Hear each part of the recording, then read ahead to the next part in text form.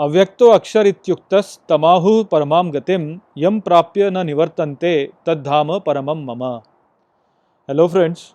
Friends, this is the 21st shlok of the 8th chapter of Bhagavad Gita, and today we will understand this shlok in detail. So let's first go over its meaning. So the shlok says Avyakto akshar ityuktas, which means unmanifest, imperishable, like this spoken. Tamahu paramam gatim, which means while offering goes to the supreme destination. Yam prapya na nivartante, which means having attained do not return. Tad dhama paramam mama, which means that supreme abode is mine.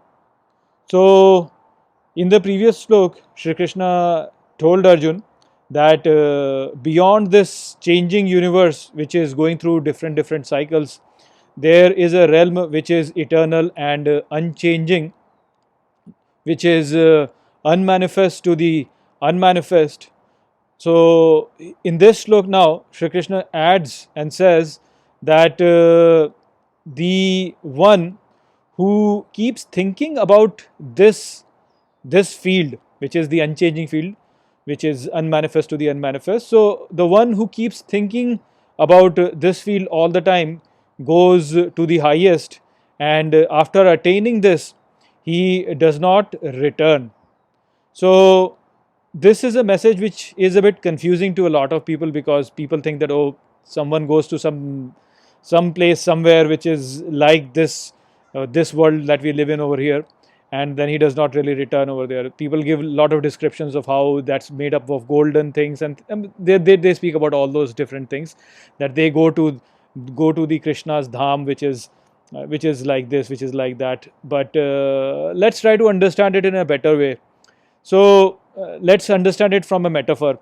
So think about your true nature, which is the Shri Krishna's highest nature actually.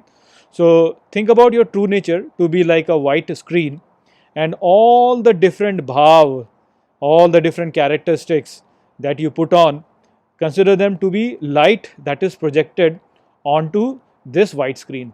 So if you were to project red light on this screen, then the screen will appear red to you. If you were to project a blue light on the screen, then the screen will appear blue to you. So basically what happens is that whatever bhav you take, you think that that is what you are, or actually you appear to be like that. So the screen actually is white, but it appears blue, it appears red, it appears yellow, whatever light is projected on it. So in the same way, we also gain qualities on top of our true nature through the different bhavs that we are experiencing in our life. And so basically our true nature gets hidden behind all these bhav, and that is the reason why we think that we are different from this universe, and everybody has different bhavs, so we think that everybody is different.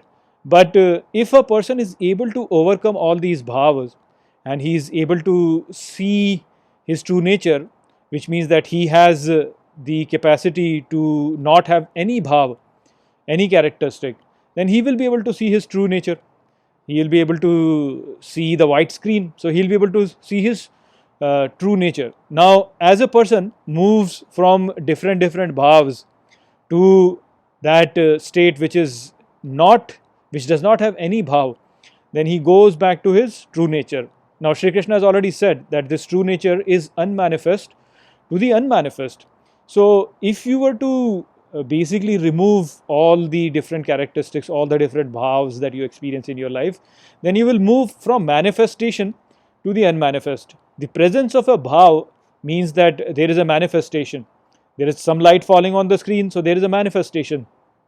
But if you were to avoid this bhav, then you can go to your true nature, wherein there is no bhav over there, which is your true nature, which is unmanifest to the unmanifest. And so you basically end up in the unmanifest, and that is the state which is the state of Shri Krishna. He is saying that is his dham, his place.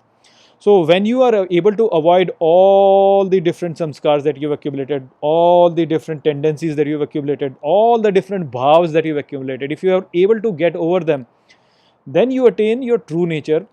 That is what is Shri Krishna. And understand that Shri Krishna, over here, Krishna means black, and black is the symbol of unmanifestation. It's the symbol of Nirguna Brahm, which we say. So that black is that.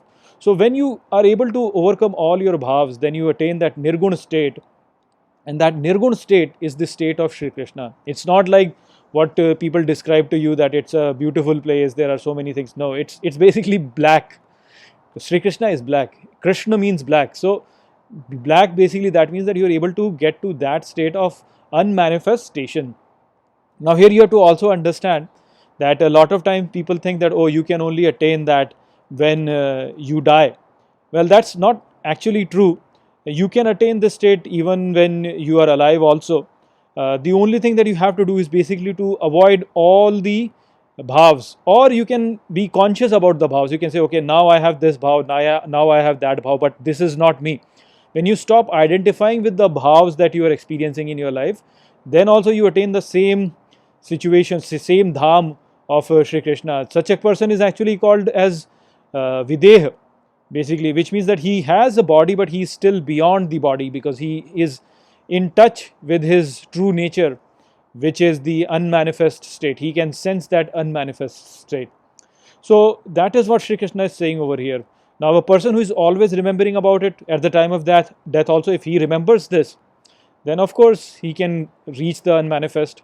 But while living also, you can attain that unmanifest state by being aware of that unmanifest state. So there's a lot of confusion regarding this idea. I hope that I have clarified it. With that, I'll close this video. I will see you all in the next video. Take care.